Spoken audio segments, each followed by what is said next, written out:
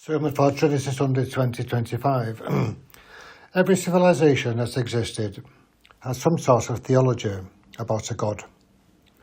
Often it was a vengeful God who sent down to earth hardship and tragedy.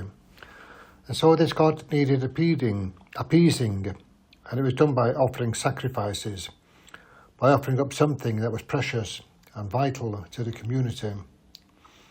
So in the early communities, it was done by slaughtering cattle or animals and burning a sacrifice on an altar to appease their God, so it would not then send down tragedy on the people. It would make sure the sun would shine and send down the rain so the crops could grow. The Jewish people had an early experience of God when Moses met with God on a mountain and received the tablets of stone with the 10 Commandments written on them. This was a God who rescued them from slavery in Egypt and led them to the promised land. Then in a moment of time, God the Father sent his Son, also God, to save the Jewish people from their sins and preach the gospel to the nations.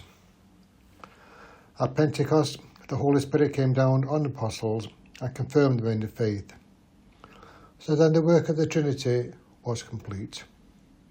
God the Father created the world, God the Son saved the world, and God the Holy Spirit sanctified the world. St. Paul in today's second reading says, God's love has been poured into our hearts through the Holy Spirit who has been given to us. It was the Holy Spirit at Pentecost that turned the frightened and uncertain apostles into missionaries of the gospel. So the Trinity is fundamental to our understanding of Christianity. Other world religions have a variety of beliefs in some sort of Godhead that they worship. There's a famous film called The Mission about the Jesuits trying to convert the natives in Paraguay in South America in 1750.